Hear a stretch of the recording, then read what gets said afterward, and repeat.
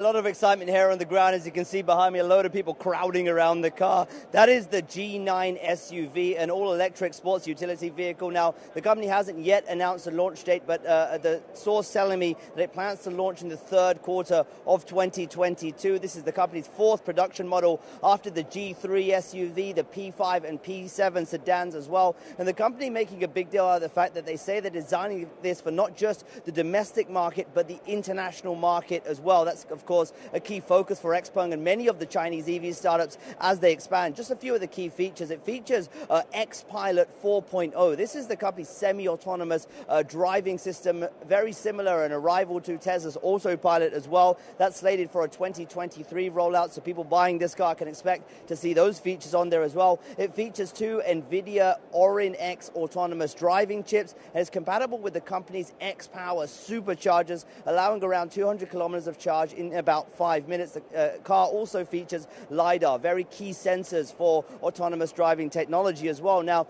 if we look at this car and where it's positioned, the company is positioning in the premium segment. So when we do get details of that pricing over the next couple months, we can expect that to be on the higher end. But this SUV market is getting so competitive here in China. This is a car that will compete against the likes of Tesla's Model Y, against NIO and Li Auto's offerings as well. And clearly what Xpeng is trying to do here is hit different segments of the market. The G3 SUV they have right now is very much a mid-market car. This is about premium. They want to offer a portfolio to a range of customers to boost their competitive advantage as well. But again, yet another car in what is becoming a very crowded EV market here in China. It'll be interesting to see how this stands out against the competition when it does finally launch, Tanveer. You know, this is a very interesting time that this launch is coming through, Arjun, and I want to pick up on that because there's brewing competition, right? It's heating up in China. I mean, we talk about how Rivian just got listed in the U.S. Lucid is getting a lot of traction in the U.S. market, but China, the kind of competitive landscape we are seeing there in the EV market is really quite something.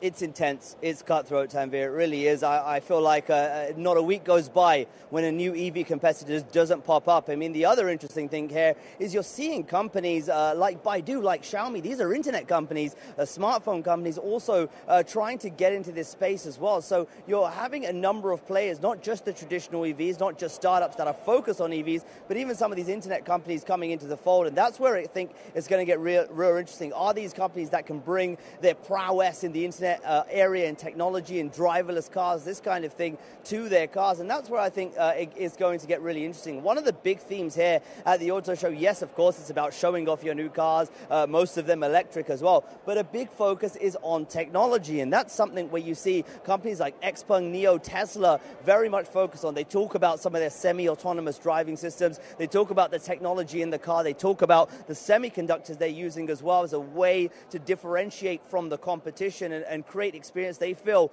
can lead them ahead in this race. But again, it's all to play for here in the Chinese market. It's huge, it's growing quickly, and certainly it's going to be an exciting time over the coming years, Tanveer. And just very quickly, you know, react to Tesla upping its prices as well in the domestic market, because from a pricing perspective, where does the story go with so many players? Yeah, pricing, very key.